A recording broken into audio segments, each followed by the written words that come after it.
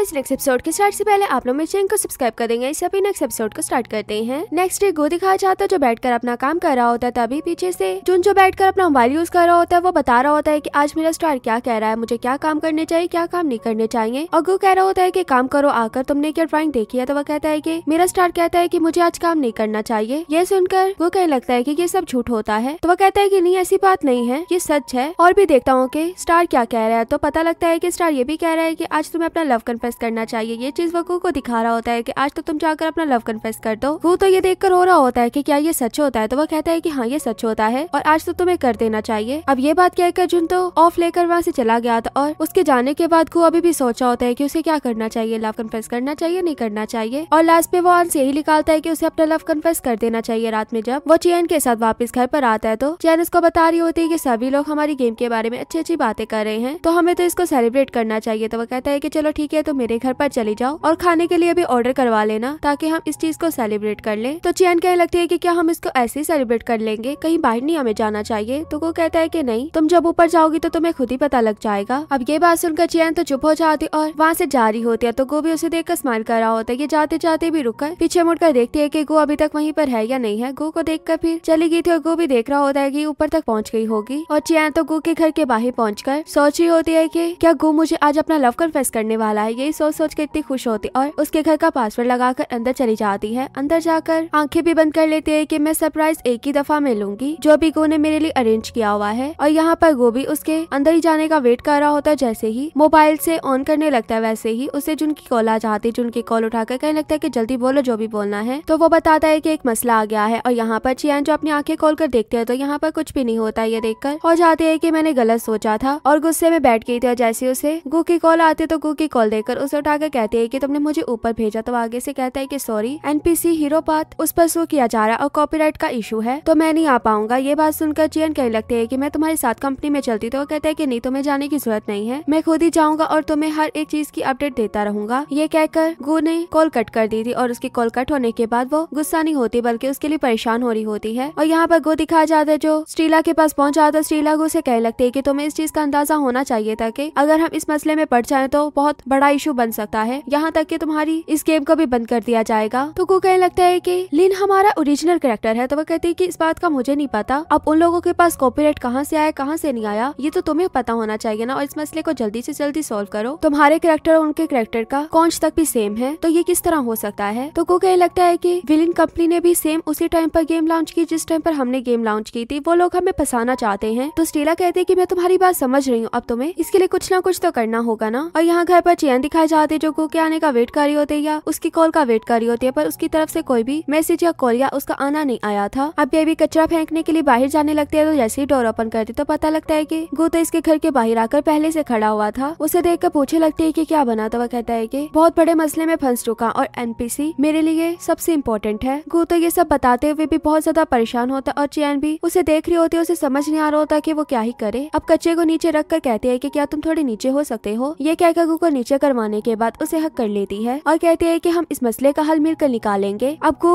थोड़ी शौक में भी होता और परेशान भी था और जैसे ही चैन उससे पीछे हटने लगती है तो गो उसे हक कर लेता है अच्छे से। काफी टाइम के लिए दोनों एक दूसरे को हक करके रखते हैं। फिर चैन गो के साथ ही उसके घर पर आ जाती और उसी कैरेक्टर के स्केचेस वगैरह देख रही होती है जो असल में गो ने अपने डैड के साथ मिलकर बनाया था और ये काफी पुरानी कॉपी थी। तो चैन भी साथ में देख रही होती है पर कहने लगती है कि इसका कॉन्च भी बिल्कुल सेम टू सेम उन्हीं के कैरेक्टर की तरह है। तो वो कहता है कि ये तो मेरे डैड ने बनाया था इतने टाइम पहले, तो ये चीज सेम कैसे हो सकती है और हम तो ईमेल के थ्रू एक दूसरे से बातें किया करते थे। तो चैन कहती है कि फिर तो तुम्हारे पास वो ईमेल्स भी होंगे और तुम अपने डैड को अपना गवाह बना लो। ये बात सुनकर गो कुछ टाइम के लिए चुप हो जाता भी बताता है कि डैड की डेथ काफी टाइम से हो गई है। तो चैन ये बात सुनकर सॉरी करने लगते हो, कहते कि मुझे इस बात का नहीं पता था। तो वो कहता है कि ये तो काफी पुरानी बात हो गई और ये पास था, पर अभी तो मुझे अपने एविडेंस वगैरह को ही पोस्ट करना होगा। पोस्ट करने के लिए बैठता है पर उन लोगों के भेजे हुए कॉपीराइट वाले एग्रीमेंट को देख रहा होता है, जिस एग्रीमेंट को देखकर चैन कहने लगती है कि क्या ये एग्रीमेंट फेक है। तो वो कहता है कि मुझे नहीं इस बात का पता। अब नेक्स्ट डे आता है तो गो को स्टीला अपने ऑफिस में बुलाती है जहाँ पर बाकी बोर्ड ऑफ डायरेक्टर्स आए हुए थे गो से बात करने के लिए। अब गो आते साथ जब खड़ा हो जाता है तो एक तो कहने लगता है कि तुम्हें इस गेम को ही बंद करना होगा, हमें इस गेम को और यूर 9 को खत्म करना होगा। स्टीला ये बात सुनकर कहती है कि ऐसा करना ठीक नहीं रहेगा, अभी तो किसी बात का पता भी नहीं चला। और गो भी सेम यही बात करता है कि अभी तो ये बात भी कंफर्म नहीं हुई कि उनका एग्रीमेंट सच्चा है कि झूठा, क्या पता उन्होंने ऐसे ही कोई भी कॉपीराइट का एग्रीमेंट बना लिया हो। तो ये बात सुनकर वो वाला बोर्ड ऑफ डायरेक्टर कहने लगता है दूसरे वालों से कि तुम लोग इस बारे में क्या कहते हो। वो लोग भी यही कहते हैं कि हमें वेट करना चाहिए और टाइम देना चाहिए, क्या पता ये अच्छा कोई सोल्यूशन निकाल ले जिससे ना तो कोई गेम डिलीट हो और ना ही कुछ और हो और सारी इमेज भी क्लियर हो जाएगी। तो वो कहते हैं कि चलो ठीक है, तुम लोग क्या कह रहे हो तो 3 दिन का बस टाइम दे देते हैं। तो बाकी लोग भी इस चीज से एग्री कर जाते हैं। स्टीला भी गु से कहती है कि अब तुम्हारे पास सिर्फ 3 दिन है अपनी इनोसेंस को प्रूव करने के लिए। तो गु भी उनकी बात को एक्सेप्ट कर लेता है। और यहाँ पर चियान जो बाहर बैठकर उसी कॉपीराइट को देख रही होती है और उसे पूरा पढ़ रही होती है और कह रही होती है कि इसमें कहाँ पर गलती है, कहीं पर भी देखने से ऐसा नहीं लग रहा कि